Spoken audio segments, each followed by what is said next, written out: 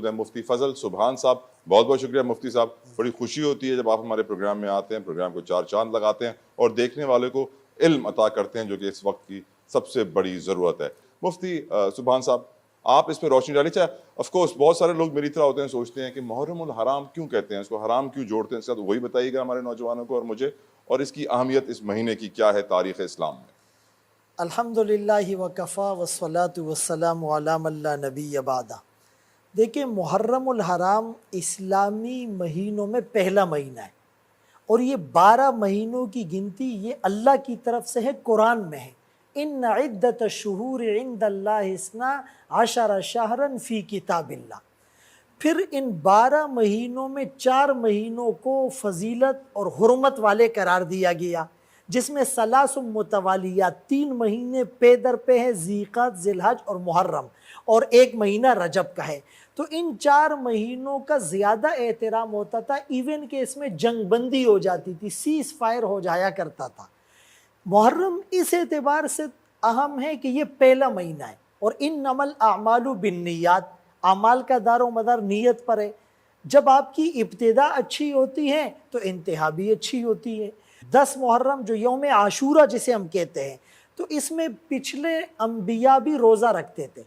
رسول اللہ صلی اللہ علیہ وسلم نے فرمایا کہ موسیٰ علیہ السلام کے تو ہم زیادہ قریب اور حقدار ہیں, تو ہم بھی 10 محرم کا روزہ رکھیں گے, لیکن یہودیوں کی مخالفت کے لیے ہم ساتھ میں 9 یا 11 کا روزہ ملا لیں گے.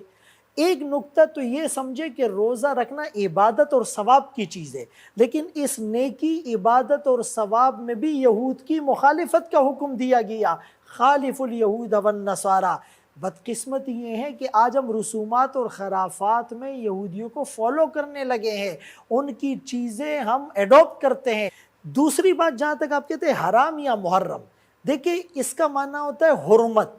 حرمت کا مطلب کوئی چیز حرام ہے, جنگ و جدال حرام ہے, قتل و قتال حرام ہے. اس لیے اس کو حرام کہا جاتا ہے کہ اس میں چونکہ احترام کا جو عنصر اور ایلیمنٹ ہے وہ دیگر مہینوں کی بنسبت زیادہ ہے. دیکھیں, رفائی فلائی کم صدقات اور خیرات, اس کا کانسیپٹ دیکھیں. رسول اللہ صلی اللہ علیہ وسلم پر پہلی وحی غار حرا میں آئی, اور وہ کیا تھی؟ اقرا. اب یہ دیکھیں, اقرا کے لفظ کو اگر ہم دیکھ لیں, یعنی 570 سال عیسیٰ علیہ السلام کے گزر گئے, ایک کمیونیکیشن گیپ ہے, فترت وحی اور انقطاعی وحی کا زمانہ ہے, جہالت عروج پہ پہنچ گئی ہے, قتل و غارت گری کے بازار گرم ہے. معاشرے میں ریفارمز کے لیے جو پہلا حکم آیا وہ نماز, روزہ, زکوٰۃ, حج, تبلیغ, جہاد, صدقہ خیرات کا نہیں تھا. پہلا حکم اقرا پڑھنے پڑھانے کا تھا.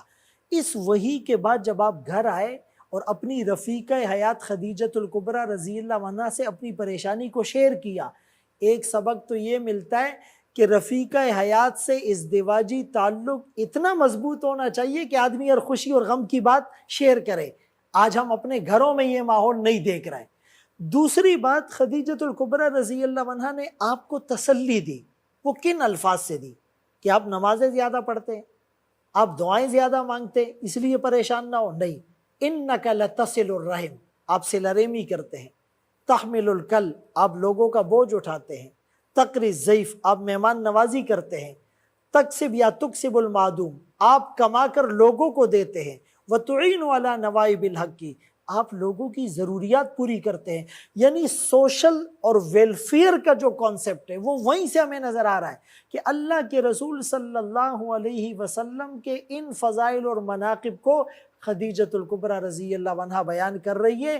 تو امت کو بھی چاہیے کہ وہ پورا سال, لیکن خصوصاً رمضان میں, محرم میں, چونکہ اللہ کی رحمت انسان کو معاف کرنے کے بہانے ڈھونڈتی ہے, تو اس امت کی عمریں کم ہے, لیکن اس کو چند دن اور چند راتیں ایسی دی گئی کہ جس میں تھوڑا عمل کرنے پر زیادہ ملتا ہے. رمضان میں نفل پر فرض اور ایک فرض پر 70 فرضوں کا ثواب ملتا ہے. اسی طرح عاشورہ کے روزے کی فضیلت ہے, یوم عرفہ اور ذی الحجہ کے ابتدائی 9 دنوں کے روزہ رکھنے کی فضیلت, اس رات میں عبادت کرنا شب قدر کے برابر. تو اگر ہم محرم میں صدقہ اور خیرات کا اور امت کے اندر ایک ان کی خدمت کا یہ ایلیمنٹ تھوڑا سا ہائی لائٹ کریں گے تو اس کے بڑے پازیٹیو اور مثبت اثرات دنیا پر مرتب ہوں گے. سبحان اللہ, بہت خوبصورت سبحان صاحب, جزاک اللہ.